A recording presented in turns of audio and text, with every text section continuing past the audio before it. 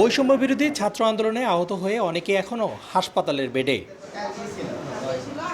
গত ১৯ জুলাই নারায়ণগঞ্জে পুলিশের গুলিতে আহত হন রংপুরের গঙ্গাচড়া উপজেলার উত্তর বাংলা কলেজের শিক্ষার্থী মোনারুল ইসলাম। ঢাকায় কোনো হাসপাতালে চিকিৎসা না পেয়ে আসেন রংপুরে। গুলির ক্ষতচিহ্ন আর তীব্র ব্যথা নিয়ে হাসপাতালের বেডে দিন কাটাচ্ছেন তিনি। আমরা আন্দোলন করছি, দেশকে স্বাধীন করছি, আমাদের জন্য কিছুটা করার দরকার ছিল, ভালো ট্রিটমেন্ট করানো, ভালো হেল্প সহযোগিতা করার কিছু তো করার দরকার ছিল, কিন্তু আমি সেরকমটা পাইতেছি না। আহতদের চিকিৎসার পুরোটাই ফ্রি করা হবে সরকারিভাবে এমন ঘোষণা দেয়া হলেও হাসপাতালে পাওয়া যাচ্ছে ভিন্ন চিত্র। ওষুধ ও পরীক্ষা নিরীক্ষা ফ্রি পাচ্ছেন না বলে অভিযোগ রোগীদের। এখানে এসে 3 দিন অন্য বেডে ছিলাম, এই যে আপনাদের মতো চ্যালেঞ্জ আসছিল, এগুলো কমপ্লেন করার পরে আমাদেরকে কেবিনে দিছে আজকে। যে ওষুধটা এখানে সাপ্লাই থাকে সেটা আমরা পাচ্ছি, আর যেটা থাকে না এটা আমরা বাইরের থেকে কিনছি।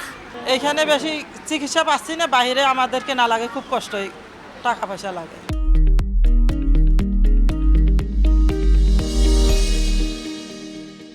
তবে অভিযোগ অস্বীকার করে হাসপাতাল কর্তৃপক্ষ বলছে যথানিয়মে চিকিৎসা সেবা দেয়া হচ্ছে। এটা সম্পূর্ণই ভুল। আমি 2 দিন থেকে রাউন্ড দিচ্ছি, একটা ওষুধও এখন পর্যন্ত তারা ভর্তি আছে, বাইরে কেনা লাগে, একটা ওষুধও না।